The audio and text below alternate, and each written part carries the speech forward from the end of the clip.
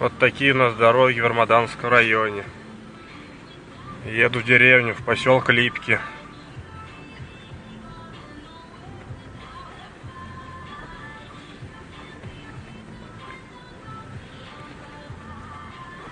До трассы 15 километров. Еду на первой скорости. Около часа езды.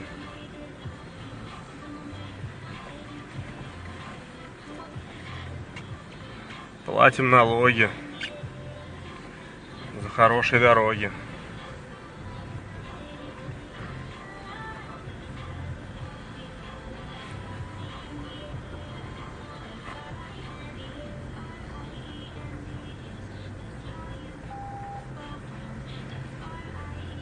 Включишь вторую скорость, колеса отлетят.